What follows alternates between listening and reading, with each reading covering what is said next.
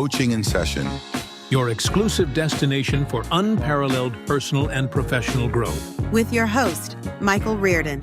Whether you choose to live within limits or break free, your mindset journey begins here. Life is going to be telling you what you can and what you can't be doing and what you should be doing. And if you're not doing it, you should feel bad about not doing it.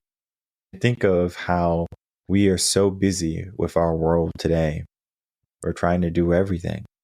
Where if we feel as if we have some downtime, we give ourselves this idea of we're not doing enough.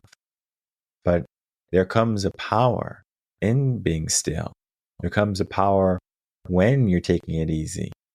But then again, most people, they think the opposite. They think that they have to keep on moving because movement equates to progress. But then again, sometimes that progress forward might be heading into the wrong direction. Because if you're heading into a wall, a bit of burnout, something that's going to stop you from moving forward smoothly, then it's something that we have to be bringing some attention to. But sometimes you have to take a step back, maybe sit down and say, let me pay attention. And so we look at this article that I have here. It's TUS Part 75, The Power of Stillness, Finding Peace in the Present Moment Instead of Constant Growth. Now, we talk about how constant growth is good here on the podcast. We talk about how constant growth is here on the blogs. And we talk about how constant growth is good in Reven concepts, right?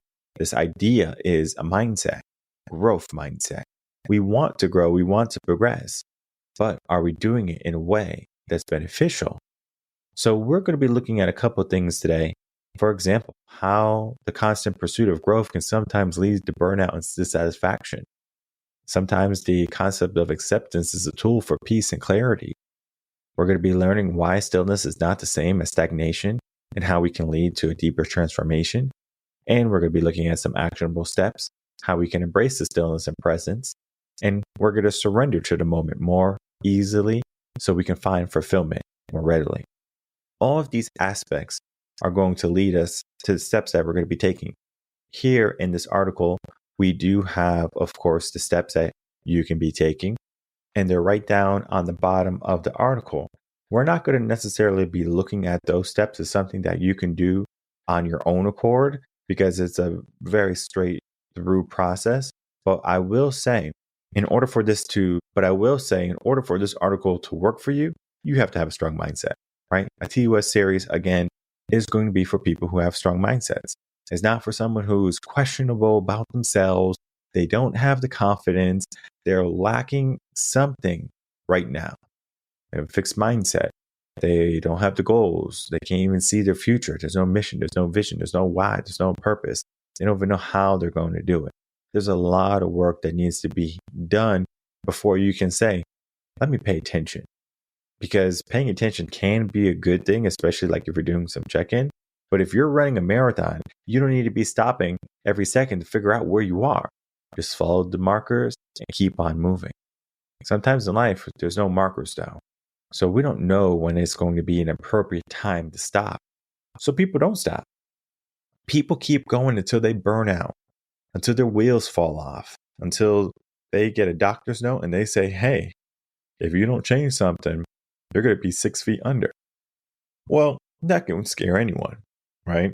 Because I talk about this idea of if I gave you $10 million today, but tomorrow you're going to die, you're not going to take the $10 million because you understand that life is worth more than $10 million. Now, I'm not saying that you can't use $10 million today. Maybe you could buy something nice, maybe give it to your family, and maybe you're a person that is just done with life, or there's something in your life that's just killing you. You're like, it's better to go with some money that I can leave my loved ones than it is for me to hold on to life because life can be hard. Again, this is this idea of where's your mindset. If you have a strong mindset, you're not going to take $10 million, right? Life is too important. Even if you only have one day left to live, even if you only had 24 hours left to live, right? The money is not as important. So when we're looking at this aspect of stillness, it is not as easy as I can say, all right, everyone, let's meditate, let's focus. And all of a sudden you're going to be in the right position? Well, one of the things we have to look at first is how much are we doing and how much are we stressed? We talked about stress a little bit last week on one of the guest episodes, where we don't necessarily know how stressed we are. Maybe until you just wear yourself out. This happens quite a bit when someone is grieving or they're going through hardships in their life. They don't know how much toll is being put on their body or their mind until maybe the breaking point, until maybe they have an opportunity to finally relax. And then finally, all the exhaustion, all the grief, all the sadness, all the anger, it comes barreling down like buckets from the sky. And you don't know what to do to avoid it. So the only thing that happens is you sit there, you stand there, and you get drenched. And you're trying to deal with all of this chaos that's ensuing because now you're paying attention. But then again, maybe the fix for that is, hey, why don't we just do the opposite? Why don't we just keep on doing what we were doing and keep on getting busy and being busy so we're not staying focused? And I can't tell you how many people they do that for a period of time. And then they find themselves unhappy and lost and stuck because they decided to not pay attention to what needed to be fixed. I think of if your home, your ceiling, right? Like there's a roof leak or something. You're like, well, maybe eventually the wood would expand and there's not going to be a leak anymore. Well, sure. We can pray that that can happen.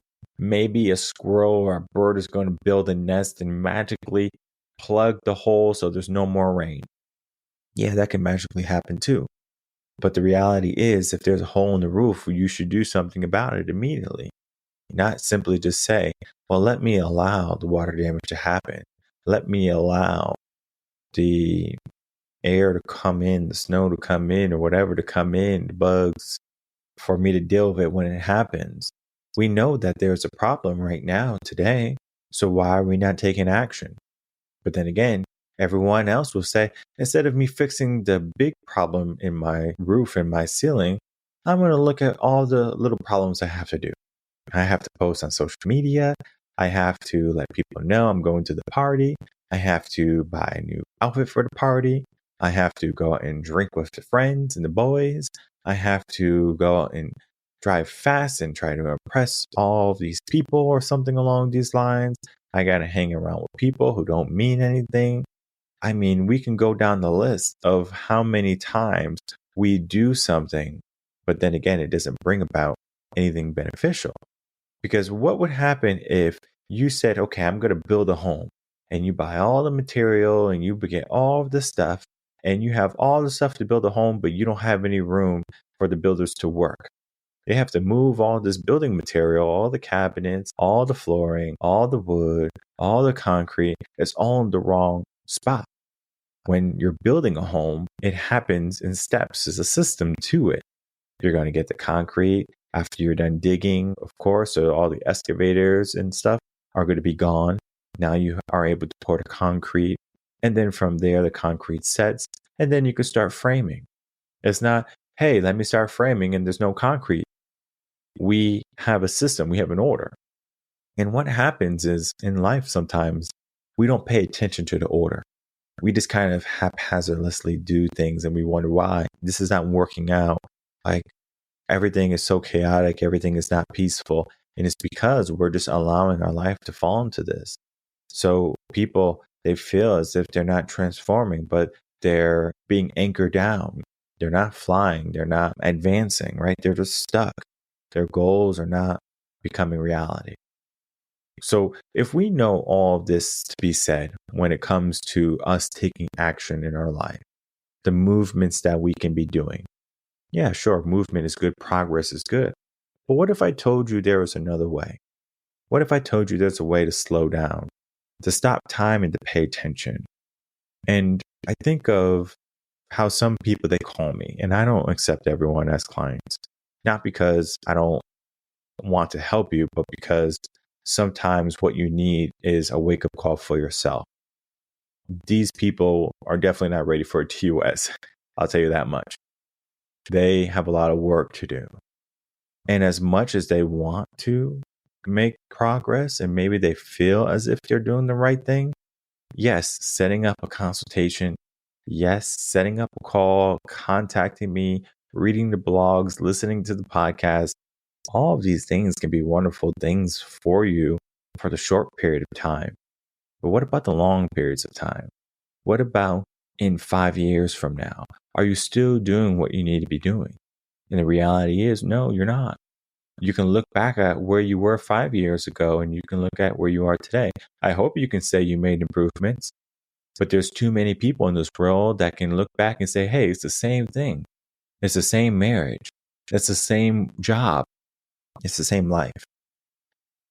A fulfilling life that's just literally the same at 20 to 65 is a waste.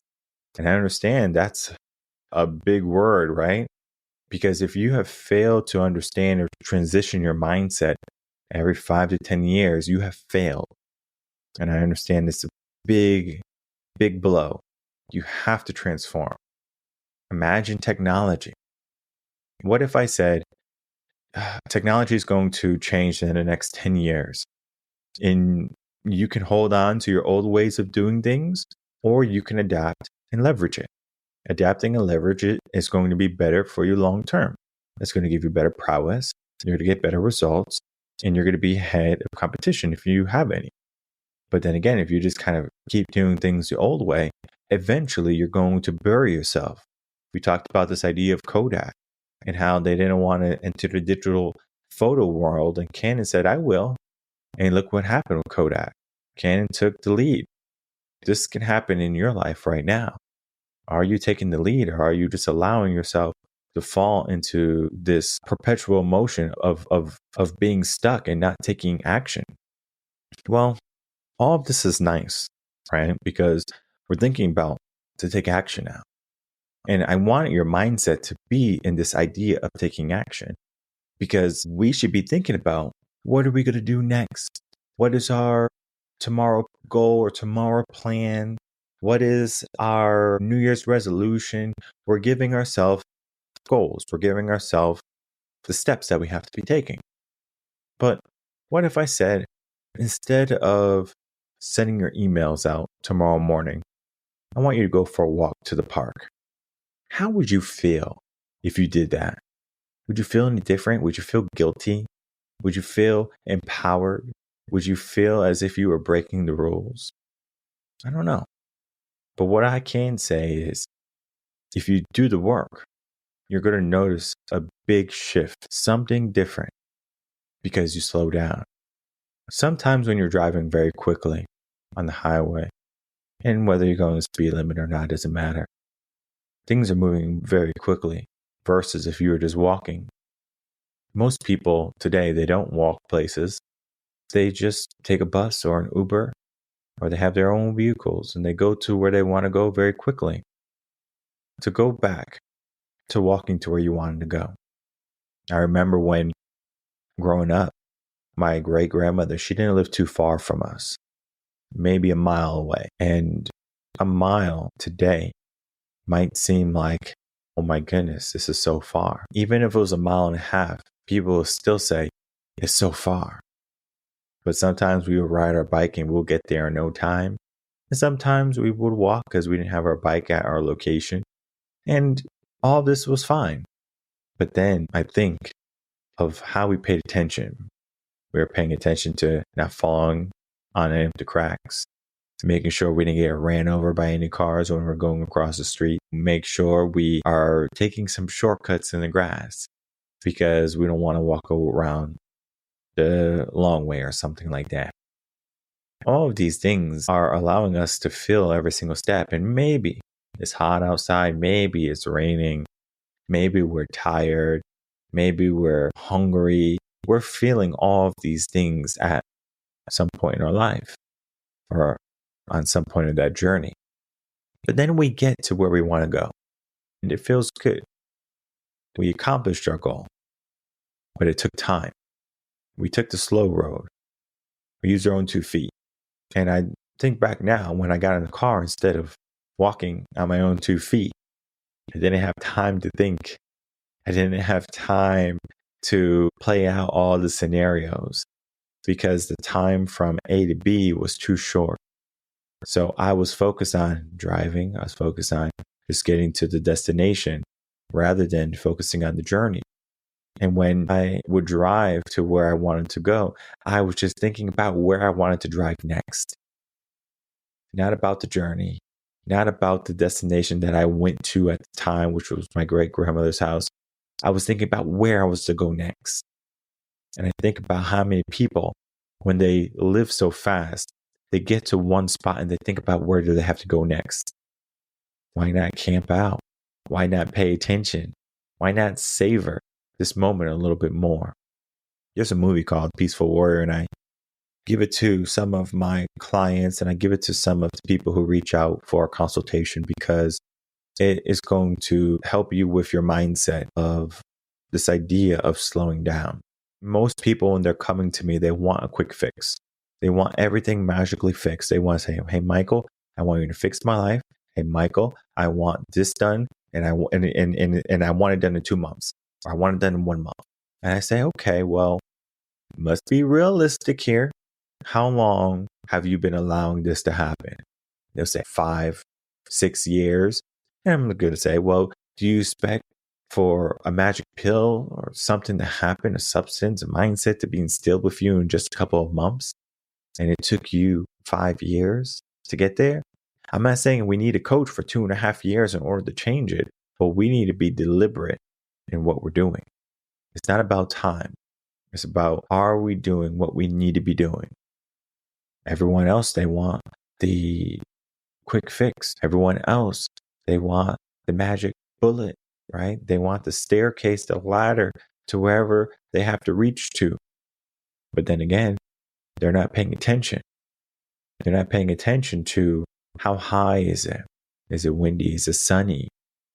Are you tired? Are you hungry? All of these factors need to be present in order for us to take deliberate action. Now, most people, they give themselves deliberate action in the sense of, I'm doing this because I have to.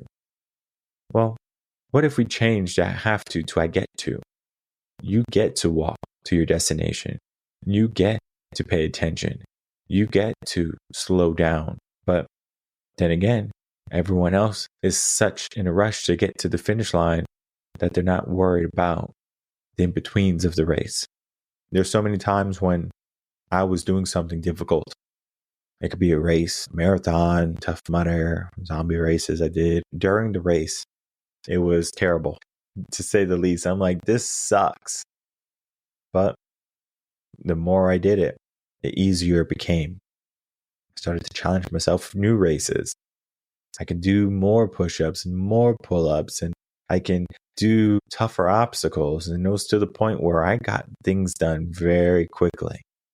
But then when I was getting these things done so quickly, I was like, I'm not necessarily paying attention. I wasn't looking at every little aspect to what that moment was until I said, let me slow down a little bit. And I think of the movie, The Peaceful Warrior, when he first learned this skill or the trait of slowing down. He did it in the shower for the first time, and he basically was able to look at how the water was falling. And this is like in the book or a movie, but again, this is this idea, this concept of it. Then there was another one in the park where he can see all the people. They're talking, their movements. They grab someone's hair, they were kissing someone, the dog running. All of these things happen sometimes without our knowledge, maybe without our consent. We don't control everything. But then again, we try to control everything in our life. It's very intimidating for the mind to say, hey, we have to be in control of every aspect of our life. What if we just said, we're going to relinquish that control and just allow for what is to be what is, to sit and to be at peace, rather to be in constant constraint and tension. So many people are focused on, I got to do this, I got to do that. Their to-do list is too long for a day, but yet they focus on that to-do list like it's their Bible, like it is their death sentence if they don't get it done. And rightfully so. Maybe some of those things need to get done. So we prioritize. But most of the time, They're not still during that time. They're not present during that time. They're unfocused, but they might be determined to get what they want done. So the constant growth that people might be seeking might be propelling them forward, but is it allowing them and allowing their mind to have the sense of freedom? And in this article here, TUS Part 75, The Power of Stillness, Finding Peace in the Present Moment Instead of Constant Growth. This article talks about many facets different than what I talked about today on the podcast. And I encourage you to check out the link below to learn about how you can find peace in the present moment, how you can find peace in maybe the busy moments of your life. Burnout can happen before you know it. Life can be missed if you're not paying attention. So we have to be able to be more mindful. We have to create space to reflect and surrender. And we're not doing this just because in life we have this concept of we have to be in constant vibration and constant movement. We reframe the success for what we want it to be. Most people, when they think of working a 9 to 5, for example, they think of 65, they get to retire, and at retirement, they get to sit on their front porch, or they get to hang out with their grandkids, or they get to just do nothing. But then again, most of those people, they're not happy, they're not fulfilled, because what was happening was they weren't still on that journey. Happiness is not at the goal. It's not at 65. It is along the way. Fulfillment is along the way. It happens at every pivotal point. So sometimes we have to say, hey, growth is great, but growth is not everything. Let me be still for a moment. Not only can I see the bigger picture, not only can I reflect at what has been done, but I can also appreciate what I did prior. I can appreciate the journey thus far.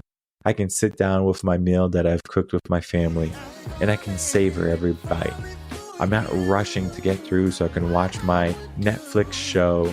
I'm not rushing to get through so I can make my way to work or make my way to the office to get the emails done. Sometimes the slow lane can show you so much more than the fast lane. It requires you to be still. It requires you to be present. It requires you to be in the moment.